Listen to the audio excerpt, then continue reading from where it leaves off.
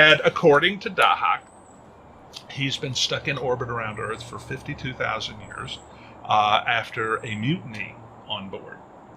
And he's stuck because he has an he can be given alpha priority commands. Okay, alpha priority commands can only be given either by the captain of the ship or by, for want of a better term, Starfleet headquarters before a deployment. Okay. Once an alpha priority order is given, it must be obeyed. The ship has no choice. It won't do anything that would conflict with or prevent it from carrying out an alpha priority order. So, he has been given an alpha priority order by his previous captain, who was trapped alone on the bridge, and his loyalists were losing. There were actually a hell of a lot more of them in the crew, which was only like 250,000 people, you know. There were more of the loyalists, but the bad guys had planned it, and they had powered armor and heavy weapons and so forth. And so Captain Druaga orders Dahak. Well, he actually orders Compsint, because Dahak is not really fully self-aware at this point. But he orders him to flood the interior of the ship with lethal agents, neural toxins, radioactive dust. It's the ultimate defense against incursion. And he figures this will force everybody to abandon ship. And after they abandon ship, Dahak is to establish communication with the senior loyal officer and then decontaminate everything. Okay. And let him back on board. But Druaga's like, okay, he's going to make sure that if they get somebody who Dahak thinks is a loyal officer, and then Dahak realizes that he's not. So he gives him an alpha priority mission, which is the suppression of the mutiny by any means necessary, including the destruction of the ship. That is now his alpha priority. Well, in the course of the mutiny, they destroyed his hypercom, with which he could have talked to anybody back home. They're like 100 light years from the nearest base of the Fourth Imperium, the guys who built it. Okay. So he can't call for help. And the reason that they built this ship is that there are periodic incursions, like millions of years apart, of somebody they call the Akultani. And the Akultani's purpose in these incursions is to wipe out all competing intelligent life forms.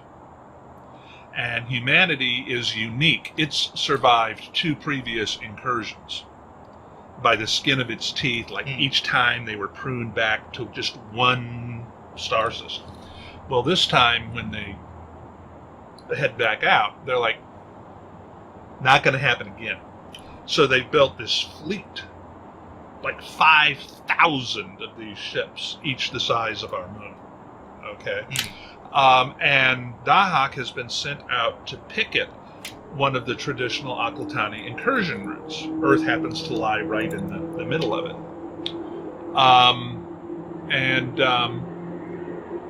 So the problem is the Akultani are overdue. Okay. I mean, they should have been here by now. Right. And so, okay, something must have gone wrong. Maybe they don't exist anymore. Maybe they pissed off the wrong competing species and they won't be back, kind of. But so some of them are resenting the regimentation and everything. And others are scared, you know what? They're late. They got to be here any minute now. And they don't want to be here when it happens. And so the chief engineer aboard the ship has used these disaffected elements to mutiny. Well, the reason for that particular aside is Dahak has another alpha priority, which is if an incursion is detected, he must report it to Central Authority. And the mutiny hasn't been resolved because the mutineers they built themselves an enclave under Antarctica. Okay. Juaga orders the ship flooded with all these contaminants. Right. What he doesn't know is that Anu, the chief mutineer, as the engineering officer, has sabotaged all of Dahak's fusion plants. He only has like 360 of them. Okay. And Dahak becomes aware of the sabotage in time to keep like 3 of them up. Okay? 3 of them produce so little power that Comp Cent goes offline for extended periods while automatic repair things go on. Now, there are automatic defensive programs locked in that will open fire on any parasite that is trying to get back aboard. Okay. Good guys or bad guys, if Dahak hasn't cleared it. If they come within, I think it's 5,000 kilometers of the moon. And he knows that some ships, and he doesn't know who they belong to, have been destroyed on both sides while he was down. Okay, the problem is that the mutineers had planned on... The mutineers got to the surface of the planet with a complete tech base and like 20 battleships. Sublight, parasite, 80,000-ton battleships. Nimitz-class carriers on hand.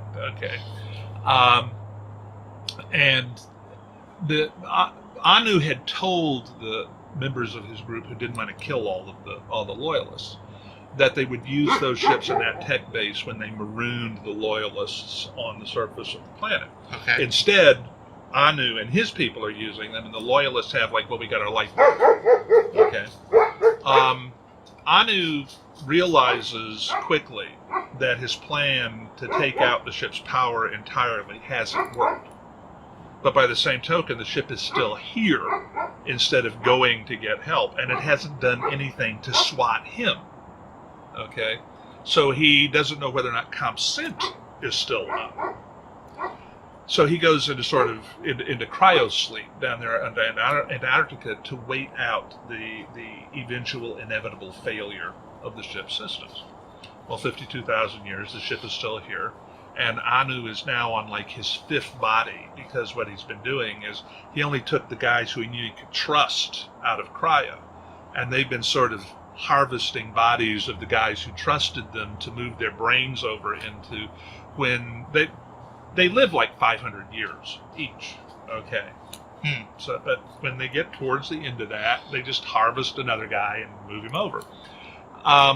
So all this is going on, and Dahak can't take out the Enclave because the Enclave's defenses are big enough that he'd have to kill about 80% of the people on the face of the planet to take him out, which he can't do. That's him. And so the reason that he's kidnapped Colin is twofold. One is, if Colin gets back to Earth and reports that the moon is hollow, then you guarantee you that various governments are going to get together to send expeditions to find out what's going on. Mm-hmm. Dahak will have no way of knowing whether the folks on those ships coming to explore, are they good guys or bad guys? So his alpha priority will leave him no choice but to destroy them all when they try to get aboard the ship. Mm-hmm. The other little problem that he has is that he's just detected an oncoming Akultani incursion. Okay. And he knows that it's been reported by like the automated stations. Okay, he can still receive hypercom transmissions. He just can't transmit? Yes, and he knows that nobody has said a word back from home base. Okay. So he's got these 2 alpha imperatives. One is, I have to suppress the mutiny. The other is, I have to go back and tell somebody. And he can't resolve them. He needs a captain to resolve them. Okay.